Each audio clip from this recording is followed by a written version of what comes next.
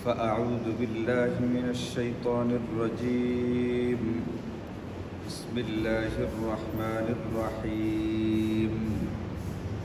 قولوا آمنا بالله وما أنزل إلينا وما أنزل إلى إبراهيم وإسماعيل وإسحاق ويعقوب والأسباط وما أوتي موسى وعيسى وما أوتي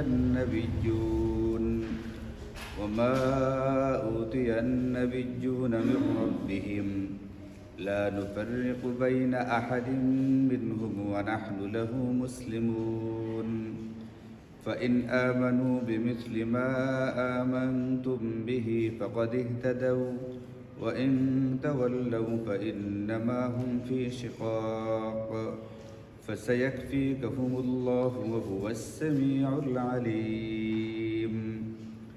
صدق الله مولانا العلي العظيم. سبحانك لا علم لنا إلا ما علمتنا إنك أنت العليم الحكيم. আলহামদুলিল্লাহ, আল্লাহ পাকের অসংখ্য মেহেরবানি আর দয়া যে আল্লাহ তাআলা আমাদের পবিত্র কুরআনুল কারীমের তাফসীরের মজলিসে বসার তৌফিক দিয়েছেন। আজকে আমরা আমাদের ধারাবাহিক তাফসীরের সূরাতুল বাকারা থেকে 136 এবং 37 এই দুটি আয়াতে কারিমা তেলাওয়াত করেছি। আমরা এর আগে যে আলোচনা হয়েছিল আগের মজলিসে, সেখানে আমরা শুনেছিলাম এটা ইহুদি এবং যারা খ্রিস্টান নাসারা এরা এই দাবি করত এবং মুসলমানদেরকে বলতো তোমরা ইহুদি অথবা খ্রিস্টান হয়ে যাও, তাহলে হেদায়াত পেয়ে যাবে। ইহুদিরা মুসলমানদেরকে বলতো ইহুদি হওয়ার জন্যে, আর খ্রিস্টানরা মুসলমানদেরকে বলতো খ্রিস্টান হয়ে যাওয়ার জন্য। আবার বলতো তোমরা যদি ইহুদি অথবা খ্রিস্ট ধর্মের অধিকারী হয়ে যাও তাহলে তোমরা হেদায়াত পেয়ে যাবে। তো তাদের উত্তরে আল্লাহ বলছিলেন যে না, বরং তোমাদেরকে অনুসরণ করতে হবে হযরত ইব্রাহিমের যে আদর্শ মিল্লাত সেটার, কারণ সেটা আল্লাহ পাকের দেওয়া ধর্ম। আর আজকের আয়াতের মধ্যে আল্লাহ তাআলা সরাসরি মুসলমানদেরকে সম্বোধন করে বলতেছেন যে তোমরা বলো, মুসলমানেরা তোমরা বলো। এই আল্লাহ তাআলা যাদেরকে সরাসরি সম্বোধন করেছেন তারা কারা, কোন মুসলমান এনারা? এই আয়াত তো নাজিল হয়েছে নবীজি সাল্লাল্লাহু আলাইহি ওয়াসাল্লামের উপরে নবীজির জামানায়। সুতরাং নবীজির জামানায় যে সমস্ত মুমিনরা ছিলেন সরাসরি সম্বোধনটা তাদেরকে করা হয়েছে। কারণ নবীজির জামানার মুসলমানদেরকে ইহুদি এবং নাসারারা বলতো তোমরা ইহুদি অথবা খ্রিস্ট ধর্মের অধিকারী হয়ে যাও। তো আল্লাহ তাআলা মুমিন মুসলমানদেরকে বলতেছেন এই কথাটা তোমরা বলো। কুলু, তোমরা এদেরকে বলে দাও আমান্না বিল্লাহ, এক নম্বর আমরা আল্লাহর প্রতি ঈমান এনেছি। 2 নম্বর ওয়ামা উনজিলা ইলাইনা, এবং ওই কিতাবের প্রতি ঈমান এনেছি যে কিতাব আমাদের প্রতি নাজিল করা হয়েছে। তা আমাদের প্রতি নাজিল করা হয়েছে কোন কিতাবটা? কুরআনুল কারীম। আল্লাহ তাআলা নবীজির মাধ্যমে ওই জামানার মুমিন মুসলমানদেরকে বলতেছেন তোমরা তাদেরকে বলে দাও, ইহুদি খ্রিস্টানদেরকে বলে দাও এই কথাটা যে আমরা আল্লাহর প্রতি ঈমান এনেছি এবং ওই কিতাব যা আমাদের প্রতি নাজিল করা হয়েছে তার প্রতিও ঈমান এনেছি। ওমা উনজিলা, এবং যে কিতাব বা যে ওহী নাজিল করা হয়েছে ইলা ইব্রাহিমা, হযরত ইব্রাহিমের প্রতি, হযরত ইসমাঈলের প্রতি, ওয়া ইসহাকা, এবং হযরত ইসহাকের প্রতি, ওয়া ইয়াকুবা, এবং হযরত ইয়াকুব আলাইহিস সালামের প্রতি, ওয়াল আসবাতি, এবং তার সন্তান সন্ততির প্রতি, সেটার প্রতিও আমরা ঈমান এনেছি। হযরত ইব্রাহিম, হযরত ইসমাঈল, হযরত ইসহাক, হযরত ইয়াকুব এবং তার সন্তান সন্ততি। সন্তান সন্ততি বলতে আমরা জানি, এটা আমরা সূরাত ইউসুফের তাফসীরের মধ্যে শুনে এসেছি। এটা হযরত ইয়াকুব আলাইহিস সালাতু ওয়াস সালামের আরেকটা নাম হচ্ছে ইসরাইল। তা হযরত ইয়াকুবের 12 জন ছেলে ছিল, হযরত ইউসুফ কিনারা 12 ভাই ছিলেন। এই 12 ভাই থেকে 12টা সম্প্রদায় বা গোষ্ঠী তৈরি হয়েছে। এই 12টা সম্প্রদায়কে একসাথে বারবার আলাদা করে প্রত্যেকের নাম বলাটা তো কঠিন। এই জন্য আল্লাহ তাআলা এখানে হযরত ইব্রাহিম, যিনি পরদাদা, তার নামটা উল্লেখ করছেন, এবং হজরত ইসমাইল, হজরত ইসহাক, হজরত ইয়াকুব, মানে দাদা থেকে নাতি পর্যন্ত নামগুলো উল্লেখ করার পরে খালি বলে দিয়েছেন একবারে ওয়াল আসবাত। আসবাত মানে হচ্ছে তার বংশধর। বংশধর বলতে হজরতে ইয়াকুব আলাইহিসসালামের পরেই হজরত ঈসা আলাইহিসসালাম পর্যন্ত নবী রাসূল যারা এসেছেন এনারা সব মানে এক হিসাবে হজরত ইয়াকুব আলাইহিসসালামের বংশধর। ওনার 12 ছেলে ছিল, এই 12 ছেলে থেকে আরো অনেক ছেলে হয়েছে, তাদের থেকে আরো অনেক ছেলে হয়েছে। তো নবী রাসূল যারা আসছেন তারা বলতে গেলে প্রায় এই হজরত ইয়াকুবের বংশধরের মধ্যেই আসছেন। মুফাসসিরিনে কেরাম লেখেন যে 10-12 জন নবী বাদ দিলে আর বাকি সবাই মোটামুটি কোন বংশে, এক হযরত ইয়াকুব আলাইহিসসালামের বংশের ভিতরে আসছে। এই জন্য আল্লাহ বলছেন যে ওয়াল আসবাতি, এবং তাদের যারা বংশধর তাদের প্রতি যা নাজিল করা হয়েছিল। এই যে 1,24,000 নবী আর রাসূল আসছেন, তারা যেহেতু হযরত ইয়াকুব আলাইহিসসালামের বংশধরদের মধ্যেই, এই জন্য তাদের প্রতিও যা নাজিল করা হয়েছে আমরা তার প্রতিও ঈমান আনলাম। এরকমভাবে আরও বলতেছেন আল্লাহ তাআলা মুমিনদেরকে, তোমরা এটাও বলে দাও ওয়ামা উতিয়া মূসা ওয়া ঈসা, এবং হযরত মূসা এবং ঈসা আলাইহিসসালাম তাদের প্রতি যে ওহী নাজিল করা হয়েছে সেটার প্রতিও ঈমান আনলাম। ওয়ামা উতিয়ান নাবিয়্যুনা মির রাব্বিহিম, এবং তাদের প্রতিপালকের পক্ষ থেকে অন্যান্য নবীগণের প্রতি যা ওহী করা হয়েছে আমরা সেইগুলোর প্রতিও ঈমান আনলাম। এই কথাটা তোমরা তোমাদের জামানার ইহুদি খ্রিস্টান যারা আছে তাদেরকে বলে দাও। এইটাও বলে দাও লা নুফাররিকু বাইনা আহাদিম মিনহুম, আমরা নবীগণের মধ্যে কোনো রকমের পার্থক্য করি না। ঈমান আনার ক্ষেত্রে সকল নবীদের প্রতি ঈমান আমরা আনলাম। তো একজন মুমিন হইতে গেলে আমানতু বিল্লাহি ওয়া মালাইকাতিহি ওয়া কুতুবিহি ওয়া রুসুলিহি, এই যে রুসুলিহি মানে সকল নবী আর রাসূলের উপরে ঈমান আনতে হবে। এটা স্বীকার করতে হবে যে তারা নবী এবং রাসূল, আল্লাহ পাকের পক্ষ থেকে পাঠানো বিশেষ দূত, এবং তাদের প্রতি আল্লাহ পাক ওহী নাযিল করতেন। তারা তাদের দায়িত্বগুলোকে ঠিকঠাক মতো পালন করেছেন, তাদের মাধ্যমে আল্লাহ তাআলা মুজিজা দেখাইতেন। এই ক্ষেত্রে আমরা তাদের মধ্যে কোনো পার্থক্য করি না, সকলের প্রতি আমরা ঈমান আনলাম। হ্যাঁ, আমল করার ক্ষেত্রে একটু ব্যতিক্রম আছে। আমলের ক্ষেত্রে প্রত্যেক জামানার উম্মত, তিনি উম্মতেরা যখন যে জামানায় যে নবীকে পেয়েছেন ওই নবীর শরীয়তের উপরে আমল করবে। যেমন আমরা আমল করি কোন শরীয়তের উপরে? আমাদের নবীজি সাল্লাল্লাহু আলাইহি ওয়াসাল্লাম কর্তৃক আনিত যে শরীয়ত, এই শরীয়তের উপরে আমরা আমল করি। কিন্তু ঈমানের ক্ষেত্রে তো সবাই সমান। তো ঈমান আনার ক্ষেত্রে আমরা কোনো রকম পার্থক্য করি না, যেমনটা তোমরা করে থাকো। ইহুদিরা হজরতে মুসা আলাইহিসসালামের উপরে ঈমান আনতো, কিন্তু হজরত ঈসা আলাইহিসসালামের উপরে কি আনতো না? ঈমান আনতো না। খ্রিস্টানরা হজরত ঈসা আলাইহিসসালামের উপরে ঈমান আনে, কিন্তু আবার মুসা আলাইহিসসালামের উপরে কি আনে না? ঈমান আনে না। তারা কতক নবীর উপরে ঈমান আনতো আর কতক নবীর উপরে ঈমান আনতো না। কতক নবীকে আল্লাহর নবী বলে স্বীকার করতো, কতক নবীকে আল্লাহর নবী বলে স্বীকার করতো না। এই যে তারা যে নবীদের মধ্যে পার্থক্যটা করতো, নবীজির মাধ্যমে আল্লাহ তাআলা তার জামানার মুসলমানদেরকে বলতেছেন, তোমরা এই কথাটা বলে দাও আমরা নবী রাসূলদের মধ্যে কোনো পার্থক্য করি না, সকলের উপরে ঈমান আনি। আমরা যেমন আমাদের নবী মুহাম্মদুর রাসূলুল্লাহ সাল্লাল্লাহু আলাইহি ওয়াসাল্লামের প্রতি ঈমান এনেছি, তার পূর্বে যিনি ছিলেন হযরত ঈসা আলাইহিস সালাম তার প্রতি ঈমান এনেছি, এর আগে ছিলেন হযরত মূসা তার প্রতি ঈমান এনেছি, অন্যান্য সকল নবীদের প্রতি আমাদের কি আছে? ঈমান আছে। ঈমান আনার ক্ষেত্রে আমরা কোনো রকমের পার্থক্য করি না। এদিক থেকে তোমাদের সাথে আমাদের একটা কি আছে?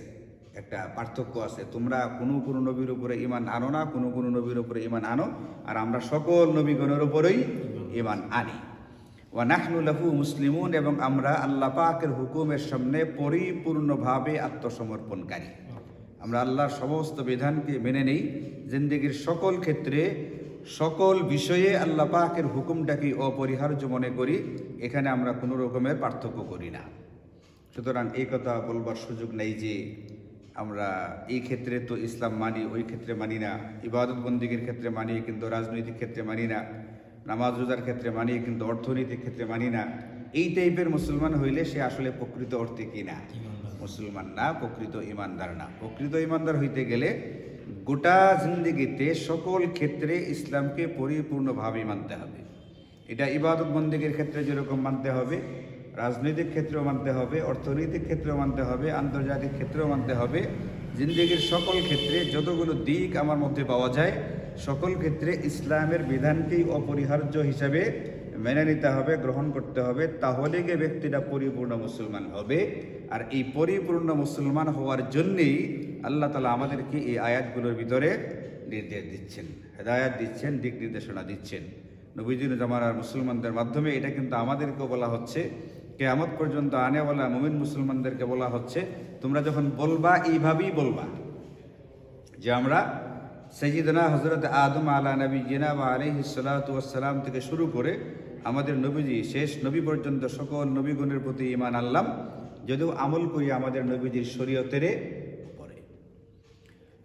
এবং এখানে এটাও একটা কথা যে আমরা যে পার্থক্য করি না, এই ক্ষেত্রে অনেক সময় নবীগণের প্রতি ঈমান আনতে গেলে বেশ কিছু বিষয়ের উপর ঈমান আনতে হয়। তার ভিতরে একটা হচ্ছে এটা, যেটা বললাম যে আগে, মুজিজা, এগুলোর প্রতি ঈমান আনতে হবে। তারা তাদের দায়িত্ব পালন করেছেন, এটার প্রতি ঈমান রাখতে হবে। এবং সকল নবীগণ নিষ্পাপ ছিলেন, তাদের দ্বারা কোনো গুনাহ হয় নাই, আল্লাহ পাক তাদেরকে করতে দেন নাই, এটার প্রতি বিশ্বাস করতে হয়। এই ধরনের একটা বিশ্বাস আমাদের নবীজির ক্ষেত্রে, সেটা হচ্ছে আমাদের নবীজি যেরকম নবী, আমাদের নবীজি সর্বশেষ নবী, যেটা গত শুক্রবারও আলোচনা হয়েছে। এই আকীদাও আমাদেরকে পোষণ করতে হবে। যদি কোনো ব্যক্তি এই আকীদা পোষণ না করে, তাহলে সেই ব্যক্তি মুসলমান থাকতে পারবে না। আমাদের নবীজিকে নবী মানে, কিন্তু কি মানে না? শেষ নবী মানে না। আমাদের নবীদের পরেও নবী আসার সম্ভাবনা আছে, এটা যদি কেউ বিশ্বাস করে, তাহলে সেই ব্যক্তির ঈমান থাকবে না। আমাদের নবীজিকে নবী যেরকম স্বীকার করতে হবে, নবীজি সর্বশেষ নবী, তারপরে আর কোনো নবী আসার কোনো সুযোগ নেই, এই কথাটাও বিশ্বাস রাখতে হবে। তাহলে গিয়ে ব্যক্তিটা কী হবে? ঈমানদার হবে, মুসলমান হবে। আর নতুবা গোষ্ঠীর নামের ভিতরে অথবা ব্যক্তি নামের ভিতরে মুসলিম শব্দ থাকলেও সে মুসলিম হতে পারবে না। যেমন কাদিয়ানি সম্প্রদায় আমাদের নবীজিকে নবী মানে, কিন্তু শেষ নবী মানে না। তারা মনে করে আমাদের নবীজির পরেও আরও নবী আসার কি আছে, সুযোগ আছে। তো তারা এটা বিশ্বাস করার কারণে তারা কাফের। কিন্তু তারা নিজেরা নাম ব্যবহার করে, তাদের দলের নাম ব্যবহার করে আহমাদিয়া মুসলিম। আর নামের ভিতরে মুসলিম আছে তাই বলি কি তারা মুসলমান? তারা মুসলমান না। গোটা দুনিয়ার ওলামায়ে কেরাম এই ব্যাপারে একমত, গোটা পৃথিবীর ওলামায়ে কেরাম, সমস্ত মুমিন একমত যে তারা কাফের। এদেরকে কেউ যদি কাফের বলে বিশ্বাস না করে, সেই ব্যক্তি নিজেও কাফের। এদেরকে কাফের বলেই বিশ্বাস করতে হবে। এই জন্য আমাদের নবীদের উপরে ঈমান আনার ক্ষেত্রে এটা খুব গুরুত্ব দিয়ে বিবেচনা করতে হবে। কুরআনুল কারীমের আয়াতের মধ্যে আছে, মা কানা মুহাম্মাদুন আবা আহাদিম মির রিজালিকুম ওয়ালাকিন রাসূলুল্লাহি ওয়া খাতামান নাবিয়্যিন। মা কানা মুহাম্মদ, নবীজি সম্পর্কে আল্লাহ বলতেছেন যে মুহাম্মদ খাতামান নাবিয়্যিন, নবীগণের মধ্যে সর্বশেষ নবী। সুতরাং এরপরে আর কোনো নবী আসার কোনো সুযোগ। বিভিন্ন হাদিসের ভিতরে নবীজি অসংখ্য হাদিসের ভিতরে বলছেন, আনা খাতামুন নাবিয়্যিন লা নাবিয়্যা বাদি, আমি সর্বশেষ নবী, আমার পরে আর কোনো নবী আসবে না। এরকম অসংখ্য আয়াত এবং অসংখ্য হাদিস আছে। সুতরাং এই ক্ষেত্রে কোনো রকমের আপোষ করার, ফিকির করার, চিন্তা করার, ভাবারও অবকাশ নেই। ওলামায়ে কেরাম এটাও লেখছেন, কোনো একজন ব্যক্তি নিজেকে নবী দাবি করবে, নবী দাবি করার পরে যদি কোনো কোর্ট থেকে অথবা কোনো ব্যক্তি থেকে যদি তাকে বলে, তুমি যে নবী, তোমার কাছে তো ওহী আসছে, তাহলে তুমি নবী হওয়ার দলিলটা আমাদেরকে দেখাও, এইটা বলবারও সুযোগ নেই। তার কাছ থেকে কোনো দলিল দেখারই দরকার নেই। কিসের দলিল? দলিল তো কোরআন হাদিসে দেওয়া আছে যে নবীদের উপরে আর কোনো কি আসবে না। এখন সে যাই দেখাবে, এটা কি না, এটা দলিল না। সে যারাই দেখাক না কেন, এটা কখনই দলিল হিসাবে গ্রহণযোগ্য হবে না। সুতরাং এই জাতীয় বেঈমানদের কাছ থেকে দলিল চাওয়ারও কোনো কি নেই, অবকাশ নেই। এরা সরাসরি কাফের, এটাই বিশ্বাস করতে হবে। বিশ্বের 42টা দেশে এদেরকে রাষ্ট্রীয়ভাবে কাফের ঘোষণা করা হয়েছে। শুধু আমাদের দেশে একটু কি করা হচ্ছে, একটু ঢিলিমি করা হচ্ছে, তাল বাহানা করা হচ্ছে। এটা করা ঠিক হচ্ছে না জিনিসটা। হ্যাঁ, এবং এই ক্ষেত্রে ওলামায়ে কেরাম এটাও বলছেন, এদের যে সমস্ত পণ্য আছে, যেমন RFL, প্রাণ, এদের ভিতরে একটা বিশাল অংশ তাদের। এবং এই যে গ্রুপটা, এই গ্রুপটা যারা পরিচালনা করে, পরিচালনা পর্ষদ যেটা আছে, পর্ষদটা প্রায় সবটাই নাকি এদের অনুসারী। এবং এরা অর্থায়ন করে তাদের বিভিন্ন প্রোগ্রামের মধ্যে, টাকা পয়সা দিয়ে সহযোগিতা করে। তো এখন এরা যদি কাদিয়ানীদের প্রোগ্রামে টাকা পয়সা দিয়ে সহযোগিতা করে, কাদিয়ানীদেরকে টাকা পয়সা দেয়, তাহলে তো এদেরকে আমাদের টাকা পয়সা দিয়ে সহযোগিতা করা উচিত না। এখন RFL অথবা প্রাণ এই গ্রুপের কোনো পণ্য যদি আমি কিনি, আমি যদি 1 টাকাও এদেরকে লাভ দিয়ে থাকি, তাহলে কিছুটা হইলেও তো কী করলাম, সহযোগিতা করলাম। এই জন্য ওলামায়ে কেরাম বলেন একটু সচেতনভাবে প্রত্যেকটা জিনিসেরই বাজারে বিকল্প আছে, ওই বিকল্পটা নেওয়া উচিত। এদের পণ্যগুলো যথাসম্ভব এড়িয়ে চলা উচিত। ইতোমধ্যে যেটা কিনা হয়ে গেছে সেটা হয়ে গেছেই গা। আমাদের ঘরে প্রায় সব জায়গাতে দেখবেন RFL এর কিছু না কিছু আছে, প্রাণের কিছু না কিছু আছে, চেয়ার টেবিল এটা সেটা বদনা লোটা থেকে শুরু করে এ দেখবেন প্লাস্টিকের পণ্য বিশেষ করে এদেরগুলো বেশি পাওয়া যায়। তো এটা এতে তো আছেই। যেগুলো ইতোমধ্যে কেনা হয়ে গেছে তো গেছে, সামনে থেকে যেন একটু কি থাকা হয়, একটু সাবধান থাকা হয়। এটা আসলে আমাদের জন্য একটা করণীয় ব্যাপার। তো আল্লাহ তাআলা বলছেন নবীদের জামানার মুমিন মুসলমানদেরকে তোমরা এদেরকে এই কথাগুলো বলে দাও যে আমরা ইনাদের প্রতি যা নাজিল করা হয়েছে সবগুলোর প্রতি ঈমান এনেছি। এই ক্ষেত্রে আমরা কোনো রকমের পার্থক্য করি না এবং আমরা পরিপূর্ণ রূপে আল্লাহ পাকের সামনে আত্মসমর্পণকারী। এরপরের যে কথাটা খুবই গুরুত্বপূর্ণ একটা কথা আল্লাহ বলতেছেন, এটা পরের আয়াতের মধ্যে 137 নম্বর আয়াতে, ফাইন আমান, দুনিয়ার মানুষ যদি তারা ঈমান আনে। এই তারা মানে কারা? আল্লাহ যে বলতেছেন যদি তারা ঈমান আনে, এই তারা মানে কারা?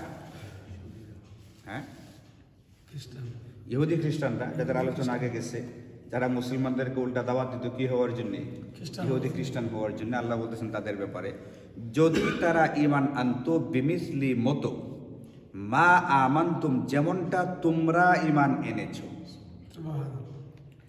যেমনটা তোমরা ঈমান এনেছো, তারা যদি তেমন ঈমানটা আনতো তাহলে ফাকাদ ইহতাদাউ, তারা হেদায়েত পেয়ে যেত।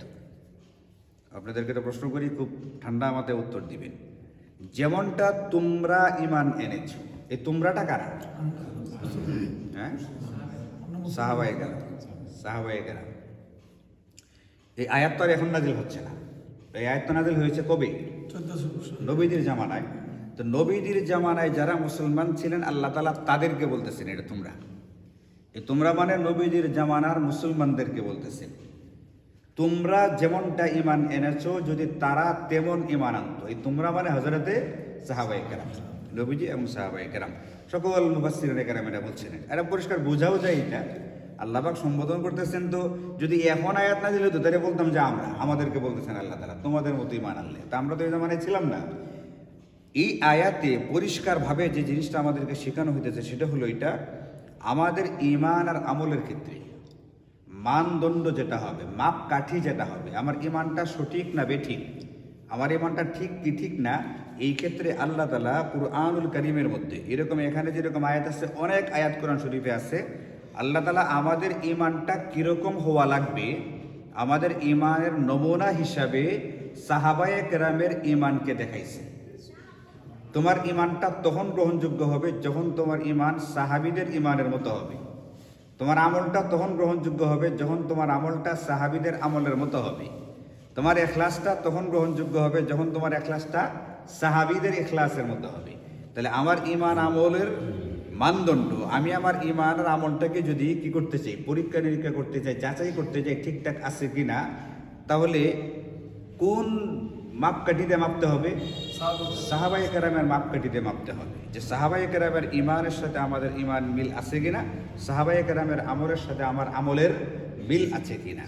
যেহেতু সাহাবায়ে কেরামকে আল্লাহ তাআলা আমাদের জন্যে ঈমান আমলের মানদণ্ড মাপকাঠি বানাইছেন, এই জন্যে সাহাবায়ে কেরামকে বলা হয়ে থাকে মেয়ারে হক বা মেয়ারে ঈমান। ঈমান আমল হক বা সঠিক জিনিসটা বোঝার মানদণ্ড হচ্ছেন সাহাবায়ে কেরাম। হযরতে সাহাবায়ে কেরামের মাধ্যমে আমরা ঈমান আর আমল পেয়েছি, এই পর্যন্ত আমরা পাইছি হযরতে সাহাবায়ে কেরামের মাধ্যমে। এখন আমাদের কাছে দিন যারা পৌঁছিয়েছেন হযরত সাহাবায়ে কেরাম, তাদেরকে যদি আমরা কোনোভাবে বিতর্কিত করে ফেলি, তাদের কোনো দোষ নিয়ে আলোচনা সমালোচনা করি এবং তাদেরকে যদি সমালোচিত বিতর্কিত হিসাবে কোথাও না কোথাও প্রতিষ্ঠিত করে ফেলতে পারি, তাহলে আমি যে শরীয়তের উপরে চলছি এই শরীয়ত কিন্তু কি হয়ে যায়, বিতর্কিত হয়ে যায়, সমালোচিত হয়ে যায়। আমি যার মাধ্যমে দিন ইসলাম পাইলাম তারা যদি এটা প্রমাণিত হয় যে তারা ভালো মানুষ না, তাদের ভিতরে কিছু অসুবিধা আছে, তাহলে তাদের মাধ্যমে যে জিনিসটা আমার পর্যন্ত পৌঁছছে ওই জিনিসটা তো আর কি রইল না, নিখুঁত রইল না। এই জন্য হাজরাতে সাহাবায়ে কেরামের সমালোচনা করা একেবারেই নিষিদ্ধ। সাহাবায়ে কেরামের দ্বারা একটু এদিক সেদিক হয়েছে, এটা ঠিক আছে, কিন্তু যা হয়েছে আল্লাহ তাআলা সব মাফ করে দিয়েছেন। মাফ করে দিয়া তাদেরকে একবারে সাফ করে দিয়া আল্লাহ তাআলা বলছেন এখন তারা আমাদের ঈমান আর আমলের জন্য মানদণ্ড। কারণ আগে কি হয়েছে ওইটাকে ধৈর্য ধৈর্য যদি আমি একটু একটু করে সমালোচনা করি, তাহলে আমার দিন ইসলাম, আমার ঈমান আমল সব কিছুই কি হয়ে যাবে, কোরআন হাদিস সব কিছুই বিতর্কিত হবে, সব কিছুই সমালোচিত হবে এবং সব কিছুই অগ্রহণযোগ্য হয়ে পড়বে। এই জন্য কোনোভাবেই সাহাবায়ে কেরামের সমালোচনা কখনোই কোনোভাবেই গ্রহণযোগ্য না। কেউ কেউ এটা বলার চেষ্টা করে যে ইতিহাসের দিক থেকে, ইতিহাসের পর্যালোচনা হিসাবে ইতিহাস বর্ণনা করতে গিয়া এইগুলো আলোচনা আমরা করেছি বা করা যেতে পারে। কেউ কেউ এগুলো আলোচনা করেছেন এবং তারা তাদের নিজেদেরকে আবার ইসলামী দল হিসেবে দাবিও করে বিশাল বই লিখে ফেলছে সাহাবায়ে কেরামের সমালোচনা করে। নবীজির জামাতা হযরত উসমান রাদিয়াল্লাহু আনহু, যার কাছে নবীজি তার দুটা কন্যাকে পরপর বিয়ে দিচ্ছেন, দুই মেয়ের জামাতা নবীজির, এবং দ্বিতীয় মেয়ের ইন্তেকালের পর নবীজি এটা বলেছিলেন আমার যদি আরো কোনো অবিবাহিতা মেয়ে থাকতো না তাহলে আমি কার কাছে বিয়ে দিতাম, হযরত উসমান রাদিয়াল্লাহু আনহু এর কাছে বিয়ে। তাহলে হযরত উসমান কি গ্রহণযোগ্য ব্যক্তি না ব্যক্তি না? গ্রহণযোগ্য ব্যক্তি। উসমানের ব্যাপারে ব্যাপক সমালোচনা করা হয়েছে ওই বইয়ের মধ্যে। এরকমভাবে হযরত মুআবিয়া রাদিয়াল্লাহু আনহু সম্পর্কে ভয়াবহ সমালোচনা করা হয়েছে তাদের বইয়ের ভিতরে। যারা সাহাবাদের সমালোচনাটাকে সঠিক মনে করে ইতিহাসের মানদণ্ড দিয়া তারা সমালোচনা করতে চায়, অথচ হযরত মুআবিয়া রাদিয়াল্লাহু আনহু সম্পর্কে নবীজি খুতবায় দাঁড়ায়া বলছেন আল্লাহুম্মা জাআলহু হাদিয়াম মাহদিয়া, আল্লাহ তাকে তুমি তো হেদায়েত দিবাই, তাকে হেদায়েত দেও এবং তার মাধ্যমে যেন অসংখ্য লোক হেদায়েত পায় সেই ব্যবস্থা করে দাও। হযরত মুআবিয়া রাদিয়াল্লাহু আনহু ওই সমস্ত সাহাবীদের একজন যাদেরকে দিয়া নবীজি ওয়াহি লিখাইতেন। একটা আয়াত নাজিল হলো, কোরআন শরীফ সবটাতে একবারে নাজিল হয়নি, ধাপে ধাপে পর্যায়ক্রমে নাজিল হয়েছে। যখন নাজিল হইতো নবীজির নির্বাচিত কিছু সাহাবী ছিলেন যাদেরকে দিয়ে নবীজি আয়াতগুলো লেখায় রাখতেন, সূরাগুলো লিখিয়ে রাখতেন। এনাদেরকে বলা হয় থেকে কাতিবে ওয়াহি, ওয়াহি লেখক। এটা নবীজি সবাইকে দেয়া করাইতেন না। এখন ওলামায়ে কেরাম বলছেন যে সমস্ত সাহাবীদেরকে দিয়ে নবীজি কাজটা করাইতেন তারা ছিলেন পরম বিশ্বস্ত সাহাবী, যারা আয়াত লেখার ক্ষেত্রে একটু এদিক সেদিক করবে না, একটা জের জবরের কি করবে না, এদিক সেদিক করবে না, যারা একেবারে বিশ্বস্ত এবং নিখুঁতভাবে কাজটা করতে পারবেন নবীজি তাদেরকে দিয়ে করাইতেন। ইনাদের ভিতরে একজন হচ্ছেন কি হযরতে মুআবিয়া। তাহলে নবীজি যাকে দিয়ে ওহী লেখাইছেন, যিনি অতি বিশ্বস্ত একজন সাহাবী, ওই সাহাবীর নামে কোনো দোষ ধরা, তার দোষ আলোচনা করা, আবার এটা বলতে গেলে এই কথা বলা আমরা তো ইতিহাস পর্যালোচনা করেছি, এটার কোনো কি নাই সুযোগ। ইতিহাসের মানদণ্ড দেয়া সাহাবীদেরকে মাপা যাবেই না, ইতিহাসের মানদণ্ড দেয়া সাহাবীদের জীবনী চর্চা করাই যাবে না। ইতিহাস সবসময় এটার ভিতরে মানে গ্রহণযোগ্য অগ্রহণযোগ্য বিভিন্ন রকমের রেওয়ায়েত থাকে। সাহাবীদেরকে মাপতে হবে কোরআন সুন্নাহ দিয়া। কোরআন সুন্নাহর ভিতরে সাহাবীদেরকে মাপামাপির দরজা শেষ করে ফেলা হয়েছে। ওখানে পরিষ্কার বলে দেওয়া হয়েছে ইনারা হচ্ছেন আমাদের নমুনা, আমাদের আদর্শ, তাদের মতো ঈমান আর আমল আমাদের গ্রহণ করতে হবে, তাহলেই আমাদেরটা গ্রহণযোগ্য, আর না হলে কি হবে না, গ্রহণযোগ্যই হবে না। এই জন্য ওলামায়ে কেরাম বলছেন দেখেন আমরা যে মাপার যে কাজ করি, মাপি জিনিসপত্র যে মাপি, আচ্ছা বলেন বাজারে পেঁয়াজ মাপা হইতেছে না, পেঁয়াজ মাপার যে পাল্লা স্বর্ণরূপা মাপার পাল্লা কি সেম নাকি একটু ব্যতিক্রম আছে? এখানে যেরকম পাল্লা একরকম, রড সিমেন্ট মাপার পাল্লা আর ধান চালের পাল্লা যেরকম একরকম না, সকল ব্যক্তিকে একভাবে মাপা যাবে না।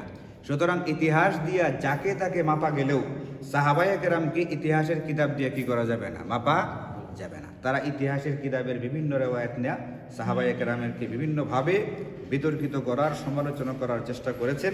আবার তাদেরকে জবাব দিলে তারা বলতে গেছে আমরা তো ইতিহাস থেকে নিয়েই বলতেছি, আমরা কি অনুমানে বলতেছি? আর তুমি ইতিহাসটা মাপতা গেলা কেন সাহাবীদেরকে? স্বর্ণরূপা কি রড সিমেন্টের দাড়ি পাল্লা দিয়ে মাপা যায়? তো মাপা যায় না, তোমার মাপাটাই তো ঠিকই নেই।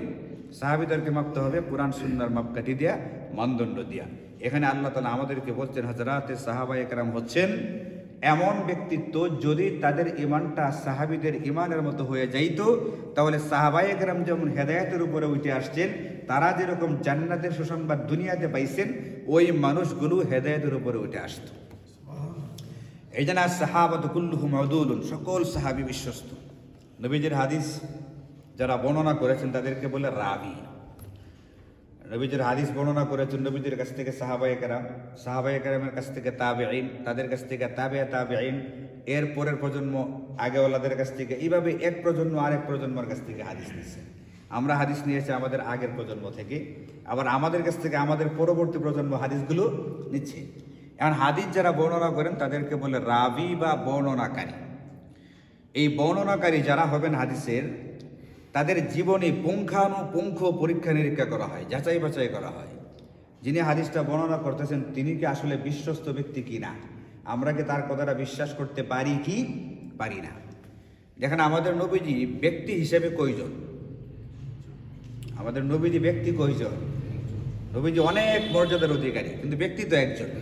আমাদের একজন ব্যক্তি, আমাদের নবীজি সাল্লাল্লাহু আলাইহি ওয়াসাল্লামের কথা, তার কাজ, তার আচরণ, এইগুলোকে সংরক্ষণ করার জন্য, একজন ব্যক্তির কথা কাজগুলোকে সংরক্ষণ করার জন্য হাজার হাজার লাখো ব্যক্তিত্ব, লাখো মানুষের জীবনই হেফাজত করা হয়েছে।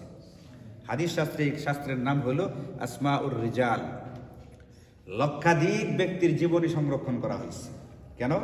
তারা হাদিস বর্ণনাকারী। এখন হাদিস বর্ণনা করার ক্ষেত্রে হাদিসটাকে সহিহ না জয়ীফ, হাদিসটাকে আমলযোগ্য কি আমলযোগ্য না, এটা পরীক্ষা নিরীক্ষা করবার জন্য ওই ব্যক্তির জীবনীটা পড়তে হয়। ওই ব্যক্তির জীবনের ভিতরে যদি ইমামরা এটা বলেন যে ব্যক্তিরা বিশ্বস্ত, তাহলে এই ব্যক্তির বর্ণিত হাদিসটা গ্রহণযোগ্য হবে। আর ইমামরা যদি বলেন যে এই ব্যক্তিরা বিশ্বস্ত না, তার ভিতরে কিছু অসুবিধা আছে, তাহলে এই ব্যক্তির বর্ণিত হাদিসটা কি হবে না? আমলযোগ্য হবে না, গ্রহণযোগ্য হবে না। তখন তার নাম হয়ে যায় জয়ীফ, নাম হয়ে যায় জাল, বিভিন্ন রকম নাম হয়ে যায়। এই যে আপনার লক্ষাধিক ব্যক্তির জীবনী সংরক্ষণ করা হয়েছে শুধুমাত্র কিসের স্বার্থে? হাদিস হেফাজতের স্বার্থে। এখন হাদিস হেফাজতের স্বার্থে এই যে লক্ষ লক্ষ ব্যক্তির জীবনী যাচাই বাছাই করা হয়েছে, এই যাচাই বাছাইয়ের ক্ষেত্রে একটা মূল্যিত হলো এটা, কোনো হাদিস যদি কোনো সাহাবী বর্ণনা করেন, তাহলে সাহাবীর জীবনী পরীক্ষা নিরীক্ষা করার দরকার নাই। কেন? সাহাবী যদি খালি এইটা প্রমাণিত হয় তিনি সাহাবী, তিনি নবীর সাহাবী, শুধু যদি এতটুকু প্রমাণিত হয়ে যায়, তাহলে তিনি আদেল, তিনি বিশ্বাসযোগ্য, তিনি কোনোভাবেই এমন ব্যক্তি না যে পরীক্ষা নিরীক্ষা করে দেখতে হবে তার হাদিসটা নেওয়া যাবে কি যাবে না। সাহাবী হয়ে থাকলে চোখ বন্ধ করে তার হাদিস নেওয়া যাবে, কারণ সাহাবী মানেই হলো বিশ্বস্ত। তাহলে সাহাবায়ে কেরামকে এই যে একটা মূল্যের ভিতরে নেওয়া হয়েছে, সাহাবাতু কুল্লুহুম উদুল, সাহাবায়ে কেরামের জামানার পর থেকে যে কোনো বর্ণনাকারী ব্যক্তি হইলে তার ওই ব্যক্তির জীবনী পরীক্ষা নিরীক্ষা করা হয়। পরীক্ষা নিরীক্ষা করে যদি ভালো ব্যক্তি হয় তার হাদিস নেওয়া হবে, নতুবা নেওয়া হবে না। সাহাবায়ে কেরামের ক্ষেত্রে কি এর দরকার নেই? পরীক্ষা নিরীক্ষার দরকার নেই। তাহলে সাহাবায়ে কেরামকে তো ইমামরাই বলছেন সমালোচনার ঊর্ধ্বে, ওনাদেরকে সমালোচনার বাহিরে রাখা হয়েছে। কারণ তাদেরকে সমালোচনা করলে আমাদের গোটা দিন, ইসলাম, গোটা শরীয়তই কি হয়ে যায়? সমালোচিত হয়ে যাবে, অগ্রহণযোগ্য হবে, বিতর্কিত হবে। এই জন্য সাহাবীদেরকে সমালোচনার বাহিরে রাখতে হবে। তাদের দ্বারা আগে যা টুকটাক হয়ে গেছে এই সবগুলো আল্লাহ তাআলা কি করে দিচ্ছেন? মাফ করে দিয়ে কোরআন শরীফের একাধিক আয়াতে বলছেন রাদিয়াল্লাহু আনহুম ওয়া রাদু আনহু, আল্লাহ তাদের উপরে সন্তুষ্ট হয়ে গেছে। তো আল্লাহ যদি সন্তুষ্ট হয়ে গিয়ে থাকে কারো উপরে, আমার এখানে অসন্তুষ্ট হয়ে থাকার কোনো অর্থ আছে? এই জন্য নবীজি হাদিসে পাকের ভিতরে বলছেন, যখন তোমরা দেখবা কেউ সাহাবায়ে কেরামের সমালোচনা করে, তখন মনে করবা এ আমার প্রতি বিদ্বেষ থাকার কারণে আমার সাহাবীদের সমালোচনা করতেছে। আর কেউ যদি আমার সাহাবীদেরকে মহব্বত করে, মনে রাখবা আমার প্রতি মহব্বত থাকার কারণেই সে আমার সাহাবীদের প্রতি গিয়ে রাখতেছে, মহব্বত রাখতেছে। আপনারা শুনছেন, কোথায় শুনছেন বলবেন এই কথাটা, বারবার শুনছেন আপনারা। আল্লাহ আল্লাহ ফি আসহাবি লা তাত্তাখিযুহুম গারাদাম মিন বাদি। জুমার দ্বিতীয় খুতবাতে নবীজি বলছেন আল্লাহকে ভয় করো, আল্লাহকে ভয় করো, দুইবার বলছেন। ফি আসহাবি, আমার সাহাবীদের সমালোচনা করার ক্ষেত্রে কাকে ভয় করো? আল্লাহ আল্লাহ, আল্লাহকে ভয় করো, আল্লাহকে ভয় করো। তাদেরকে সমালোচনা করা মানে আমার প্রতি বিদ্বেষ থাকার কারণে সমালোচনা করা। তাদেরকে মহব্বত করা মানে আমার প্রতি মহব্বতের কারণেই তাদেরকে মহব্বত করা। এই জন্যে কোনো গোষ্ঠী, কোনো দল, কোনো জামাত, কোনো ব্যক্তি যদি ইতিহাস চর্চার নামেও সাহাবায়ে কেরামের সাথে বিদ্বেষমূলক আচরণ করে, সাহাবীদের সমালোচনা করে, নবীজি বলছেন যে এদের সাথে আমাদের কোনো কি নেই, সম্পর্ক নাই। মনে রাখতে হবে এটা। সাহাবা বিদ্বেষীদের সাথে, সাহাবা সমালোচনাকারীদের সাথে আমাদের কোনো কি নেই, সম্পর্ক নাই। এটা নবীজির প্রতি মহব্বতের কারণেই আমাদের এমনটা করতে হবে। এখানে কোনো রকমের আপোষ করার কোনো কি নেই, সুযোগ নেই। কারণ তারা আমাদের মানদণ্ড, ইমানের মানদণ্ড, আমলের মানদণ্ড। আল্লাহ বলছেন এটা, ফাইন আমানু বিমিসলি মা আমানতুম বিহি ফাকাদ ইহতাদাউ, যদি তারা ঈমান আনতো যেমনটা তোমরা ঈমান এনেছো তাহলে তারা হেদায়েত পেয়ে যেত। আর ওয়াইন তাওয়াল্লাউ, যদি তারা মুখ ফিরিয়ে নেয়, তোমাদের মতো ঈমান আনার ক্ষেত্রে মুখটা ফিরিয়ে নেয়, তাহলে ফাইন্নামা হুম ফি শিকাক, নিশ্চয়ই তারা হঠকারিতার ভিতরে লিপ্ত আছে, গোয়ার্তুমির ভিতরে লিপ্ত আছে, জেদ এর ভিতরে লিপ্ত আছে। এখন তারা যদি গোয়ার্তুমি করে, হঠকারিতা করে, তোমার কোনো ক্ষতি করতে চাই, আল্লাহ বলতেছেন ফাসায়াকফিকুমুল্লাহ, তাদের মোকাবেলায় আপনাকে রক্ষা করার জন্য আল্লাহই যথেষ্ট। তো আল্লাহ যদি কারো হেফাজতের দায়িত্ব নিয়ে নেন, এই গোটা দুনিয়ার ক্ষমতা আছে তার কোনো ক্ষতি করার। ওহু আস-সামিউল আলিম, আল্লাহ তাআলা সব কিছু শুনেন, সব কিছু জানেন। তারা কি কি বলতেছে আপনার বিরুদ্ধে সব আল্লাহ তাআলা শুনতেছেন। তারা কি কি ষড়যন্ত্র পাকাইতেছে আপনার বিরুদ্ধে, এটা আল্লাহ পাক জানেন। কাজে আপনার কোনো কি নেই ভয়, সব কিছুর ব্যাপারে আল্লাহ আপনার জন্য যথেষ্ট। তো আজকে আমরা দুইটা আয়াতে কারিমার তরজমা তাফসীর শুনলাম। এখানে এক নম্বর শিক্ষণীয় বিষয় হচ্ছে এটা যে আমরা আমাদের নবীজি এবং পূর্ববর্তী যত নবী রাসূল পৃথিবীতে এসেছেন তাদের প্রতি যে ওহী, যে কিতাব নাযিল হয়েছে, আমরা সবগুলোর প্রতি ঈমান আনছি, ঈমান আনি। এই ব্যাপারে আমরা দ্বিতীয় নম্বর শিক্ষা হচ্ছে কোনো রকমের পার্থক্য করি না। অন্যরা যেরকম পার্থক্য করে আমাদের কোনো পার্থক্য নেই। আমরা সকলের প্রতি ঈমান আনার ক্ষেত্রে কোনো পার্থক্য করি না, সবার প্রতি আমরা ঈমান আনি। আর তিন নম্বর শিক্ষণীয় বিষয় হচ্ছে ওয়ানাহনু লাহু মুসলিমুন, আমরা পরিপূর্ণভাবে আল্লাহ পাকের সামনে আত্মসমর্পণ করি। কাজে আমাদেরকে পরিপূর্ণভাবে আত্মসমর্পণ করতে হবে, খালি মুখে বললে হবে না। আমার জিন্দেগির সকল ক্ষেত্রে কাকে অনুসরণ করতে হবে? ইসলামকে অনুসরণ করতে হবে। এখন ঘুষের টাকা নিয়ে পরে যদি বলেন যে আমি হুজুর নামাজটা পড়ে আসি, আপনি বসেন, তো নামাজের ক্ষেত্রে তো মুসলমানিত্ব আছে, কিন্তু লেনদেনের ক্ষেত্রে কিন্তু কি নেই। হালাল হারামের ক্ষেত্রে আমার কাছ সাথে এমন হয়েছে, আমার কাছ থেকে টাকা নিয়ে বলছে হুজুর আপনি বসেন, আমি নামাজটা পড়ে আসি, জামানটা ছুটে গেছে, বুঝছেন? আশ্চর্য লাগে না?